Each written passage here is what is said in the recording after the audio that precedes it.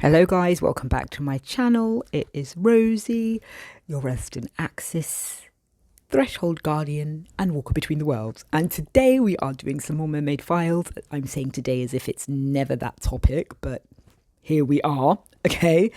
But you would have seen I just put the video out about real mermaid / aquatic beings that have saved people's lives. So these are, I say, true encounters, meaning that this is what people have, they've submitted them to various places online, and they're like, this is what really happened. So this video is going to be the opposite. It's not where mermaids save. This is where water beings, mermaids, aquatics, attack, all right? And there is a bit of an insight on a synchronicity that I had to do with one of these beings. So let's get into the video. So this encounter took place again in the States, and I think it happened when the girl was 13. So she's 22 at the time of this admissions, when it was submitted, sorry. And she says that she encountered merfolk, as she put it, underwater while they were snorkeling near, is it Phi Islands in Thailand? Girl, American, she was 13. She was on holiday with her dad and her brother, and they were traveling around Thailand. And this one day that they decided to go snorkeling, and so they were doing it where they were like near some islands, and where she then had this experience. All right, she doesn't know what it was, whether it was a mermaid, a merman, but she knows that it was a swimming humanoid. Okay, so here we go. I'm so glad that I found your blog. By the way, she's talking about Phantoms and Monsters. If you haven't seen Phantoms and Monsters, go to the description box below. It is a treasure trove and archive of submitter-readed stories to do with anything cryptozoology. Lon Strickler runs it. He's dedicated. Love it. Check. Let's continue. So this is something that's been bothering me for years. I'm a 22-year-old American woman, and when I was 13, my dad, my younger brother, and I went to Thailand. We travelled to the Phi Islands by boat with one of those travel companies that tourists, go on. And we stopped by different islands, and we were allowed now, off the boat, I guess, in order to snorkel. So on one of these stops, my brother and I were right next to each other, and we were looking at a fish that I found actually quite cute. And to paint the picture a bit better, at this moment, my brother and I were snorkeling in the water right by a floating island. I've never seen one of those. While the others in our group were a little bit further away from the island. So this island was like a chunk of land that extended downward into the water, rather than it actually having like a gradual slope. It's kind of like this long extended downward. Actually, I think I know. I'm going to put an image in here of what I think it could look like, or I'll find the actual image if I can find it online. But suddenly our dad called out for us because somebody in our group had seen a small shark and everybody was gathering around to see it. My brother swam over there, but for some reason I stayed put, and I kept watching the different fish that were swimming closely to me. Then something caught my attention. There were smaller caves underwater by the shore, and I saw something slowly coming out of there. It was similar to a human head, but facing down towards the bottom of the ocean. I completely froze up and kept staring because, let me interject Rosie here, she's at a vantage point, so she's looking down on it. So because she's like kind of up. So the person, air quotes, kind of floated out of the cave, and it never faced up towards the surface. And it was literally coming out very slowly. Nothing of this person that I could see was moving. By this point, I could see the back of the head and most of the back. The person had sparse black hair, slicked down to the scalp. Their skin looked grey, and the spine was extremely pronounced. I was so sure that I was looking at a corpse that I completely froze up. I couldn't move, and I couldn't breathe. Time felt like it was standing still. The person kept floating out of the cave, and that's when I started to see its tail. The tail was dark grey and looked like a stereotypical mermaid tail. I blinked multiple times, convinced I was hallucinating. but I kept seeing it. I have never believed in the supernatural, but this thing was only a few meters below me and I could see it so clearly. I felt a sense of danger. I knew that I wasn't supposed to be seeing this, and I was terrified that it would turn around, look up, see me, and attack me. But the thing never once faced up. Once it was out, it swayed to the side, kept a close distance to the island, or more like it kept close to the island rather than a close distance. It was like up there. And then it disappeared into another cave. After a few seconds, I snapped out of it and quickly swam to my dad and brother. I burst into tears and frantically told them that we had to get back on the boat right away. My dad asked me what happened and I told him what I saw. Obviously, he didn't believe me and got furious at me for lying. When we got back to the boat, I told them again and stood by the fact that I wasn't lying. My father told me that he really hoped I was, all right, that it was either a lie or that I was insane and had to be locked up in a mental hospital. I knew how crazy all of this sounded, and honestly, I didn't even believe myself, all right? I decided to tell him that I made it all up. Since that day, I've tried to convince myself that I made it all up, but I've never experienced any hallucinations, and I know what I saw. I've told others, but of course, most of them thought I made it up. It's so insanely frustrating feeling like you are being gaslit by the entire world, and I truly hope that somebody out there believes me. Oh, wow. Wow. Well, the monster in that story seemed to be her dad, didn't it? The cryptid, or the verified cryptid in that story is her dad, because what a dickhead. I'm sorry, OP, whoever you are. Your dad is a twat. Your dad literally turned around. I mean, it's all right to say, okay, girl, I don't believe you. But he literally was like, he got angry and then he said, you better be lying or you're insane and I'm going to lock you up. You need to be locked up in a mental hospital. Is this what how we talk to our children or our teenagers? What is this? Oh my God. Girl, I wish I knew you. I'd be telling you about you're feeling like you've been gaslit. Yeah, I think that word is probably used a lot in your house with your dad about gaslit. That's some armchair Rosie diagnosing narcissistic traits going on here, because wow, literally it's not that deep. Like, why would you say that to your child? Like, OP, have you ever come across this video? Just know that I believe you. I'm giving you a hug, and I am traveling back in time and helping you transmute some of the trauma that may have come from this incident, because I'm pretty sure you might have other things going on as well, because your dad is a peach. Meaning he's an arse. Because that's the emoji, bum peach. But anyway, honestly, with that out the way, honestly, sorry, I was a bit outraged by the dad's reaction. I completely forgot what I'm actually here for. The cryptids. This is so interesting, this one, because one, she's 13. So she's not necessarily in the category of I don't know what I'm looking at. You know, she's not childhood. She's not it's not Disney.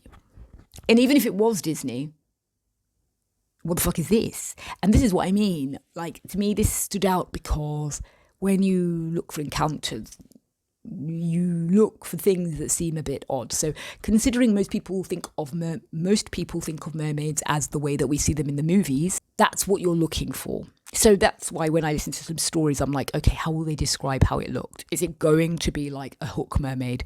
Is it going to be like the mermaids from, movie H2O, all that kind of stuff? Or is it going to be a bit unsettling and odd? And it's not to say that the story is more realistic if it's unsettling and it's a bit more rubbish if it's not, because like I said, there seem to be many different types. However, it does make it a little bit more interesting. So she's not looking for what she's not seeing. Because when she's describing it, all I'm thinking about is that horrible merman from Cabin in the Woods. I won't watch that because it's quite scary. But the greasy black hair, the wet hair, stringy, sticking to the back, this sort of prominent spine that we also see in Siren. It ain't cute. And also what I find interesting is the fact that she didn't immediately go, mermaid, merman. She thought she was seeing a dead body. She thought she was looking at a corpse. She wasn't even in the realms of thinking that this was anything aquatic until that tail came out. I'm glad it didn't turn upwards. My God, that's like a fever dream. But to me, I mean, I think she saw something. And it seems like if it was coming out very, very slowly, that I can see why she thought it was something floating. But then it started to sort of move. It was having direction, and she saw a tail. Personally, I believe that's what she saw. Whether it's an actual aquatic being or not, we don't know. But I believe that she saw what she saw, and I believe it could be something. What's good these days is I'm noticing is that most people actually are cottoning on that there's more going on out there, and that, these beings aren't what we think. That's why I prefer to call them aquatic beings. But over mermaid or merman, but still we use the word. But we're getting descriptions like this. And this is at a time when it actually happened. I'm guessing that there wasn't much talk about that back then. We were on the internet, but it's not the way that it is just 10 years later. And her description is one that's actually come up quite a lot when it comes to these beings. So I do believe she saw what she saw. Thailand, there have been other sightings around, Thailand, Philippines, the South Pacific. There are quite a few sightings there, as well as the other parts of the world. So it's just all over. But that was a really interesting one. So OP, we believe you. It's fascinating. Your dad's a dick still. Hope he's doing better now, or this was just a bad moment for him. But what do you guys think? So as well as the good ones, we're seeing, we have these ones that feel quite dark, and there are accounts out there that are verified, legitimately, of having encounters where beings were openly hostile and aggressive. And I'm going to see if I can find. There are a couple that I want to do, but I don't know whether I can actually. I want to give credit to the channel that actually had the story first, because give credit where it's due. But I don't know if I can play the clip though, because I don't want to run into any issues with playing a whole clip of someone's story. So I might have to narrate the story myself. So if anybody comes across this and is like, hey, this sounded like so-and-so, I am not plagiarizing somebody's story, which, I mean, you can't really do it because it's an account, but I'm just saying that I'm giving it actual credit to who first had it on their channel. I'll put the user's name in the corner, and I'll also put a link to their channel in the description box below, so you can actually go and listen to the more stuff. But I want to use it here because this video is on the darker side and more bad encounters, So this story came from the Paranormal Round Table, all right, and it was told to the host of the show by the cousin, I think, of the guy that experienced it. So the guy that actually experienced it is about 63 or 60 years old now, and this happened when he was in his 30s, so it looks like it was in the early 90s or the late 80s, early 90s. And it happened off Spain, off the coast of Gibraltar, and this guy was a part of a group of people that were supposed to be welding something on a boat. They were supposed to be welding stuff on a boat. So they were down there doing their work. And when he was down there, he kind of noticed something out of the corner of his eye, swim past. And he sort of looked and there was nothing there. All right. And then he continued, only to turn to the other side. And there he came face to face with a humanoid. That's what he saw.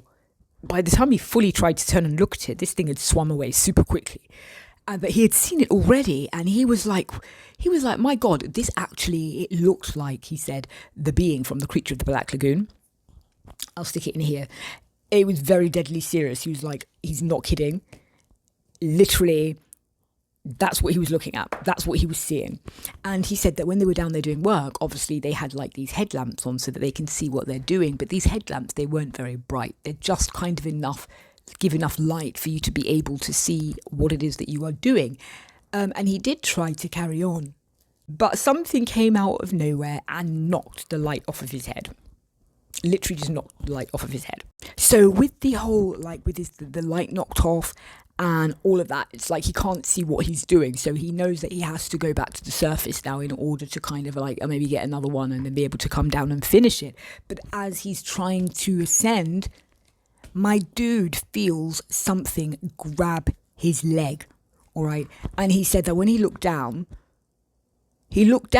and he could just feel that he was kicking against something. And then all of a sudden he just felt an excruciating pain as whatever that something was had sunk its teeth into his foot. It bit a giant hole in the top of his foot, broke several bones. He was just like, oh my God, the pain was just so much. And he then realised that, what was the thing that was grabbing his leg, because he still wasn't sure what it actually was. He didn't know whether it was a thing or whether it was something mechanical, I don't know. But then he looked down and realised that the thing that actually was grabbing his leg is a humanoid. A humanoid that looks like the creature from the Back Lagoon. And he said that he saw hands, he saw claws, and he was petrified. He was struggling to break free and to get off of this. But another one came from somewhere, all right, grabbed the back of his oxygen tank pack and was trying to pull it off. Huh? He was like, I am in trouble. Like, I would have been like passing out, man. I would have been like, oh my God. But he was so far down that it said he was getting wrapped up under the boat. They kept on trying to push him under the boat, like seriously trying to push him under. And he was trying to escape. He was trying to sort of get out and be able to go to the surface. And he eventually did make the ascent, but he also realised that these beings, whatever it was, they cut his airline. They're intelligent. You can't tell me these beings have not done this before, because they clearly have. They know what they know what an oxygen tank is. They know what that cord is for, the lead, and that it provides the oxygen that is vital for him. They knew what they were doing. That is scary. These are like raptors. This is like hunting in packs, okay? Because they're doing this all in unison. They're working as a team. This guy luckily was able to get to the top. He was lucky to get to the top, because they were pulling him, he said, in different directions. Imagine, in the dark, in the water, your oxygen tank has been cut. You're battling God knows what. You think people above don't even know what's going on under the water. He must have been just preparing to die, like seriously. But even though it was dark, he could still feel their mouths, their hands, and etc. And he could see just a little bit. And he said that what he was looking at, it was like they were very spiny and fish-like, all right? But he managed to swim to the top anyway. And as he came out, luckily the guys on the boat must have realised something is going on, or they could maybe see something, because they were shooting down into the water. He nearly got shot himself. Luckily he didn't. But they managed to hit one of these things. And he said that the creature came up, and the way it screamed. He said that the one guy on top, when he talked to him afterwards, said that he described them as pale, with a weird O-shaped mouth, with these really long, inch-long teeth, like literally needle-like. And he realised that, the top of his foot had genuinely been bitten off. Like, he's had to wear a prosthetic since then for the rest of his life, because half his foot is gone. But they got out of the water, and these beings now, they started to screech. They were screeching so much, and he said it sounded like tires squealing, or like, metal, that all of the others were doing it. And it was clearly some kind of like infrasound, or kind of like frequency, because it was causing the people on the boat to stumble about. One guy fell in the water. Luckily, they pulled him in, but it was disorientating. So clearly we can hear here that they're using frequency to incapacitate, which is hella scary. And they kept on firing, and then finally they kind of went back down into the depths. But when they were describing them, they were like that they were sort of, like he said, pale, with these O-shaped mouths and lots of sharp teeth. They had this kind of elven ears, reddish eyes, slits for noses, and they had red hair on their head, finally on their arm and on their body. And I'm just like, oh my God, what a horrific attack. But like I said, these are the kind of stories that you find more of aquatic beings when you look on people that are really doing cryptozoology channels or stuff like that. So we can see that this is not the first story I've heard where they're sort of hunting in packs, clearly, and they are dangerous. That's why it's dangerous. These don't really feel like aquatic beings. Now, why I find this particularly interesting, and I'm like, oh my goodness, is because, like I said to you, I'm somebody who's born this way. I'm like a walker between worlds amongst things, which means that I do often, I can see beyond the veil. I can see things that, and information that isn't necessarily like readily available in that way. Like that's just how things are. That's how I was born.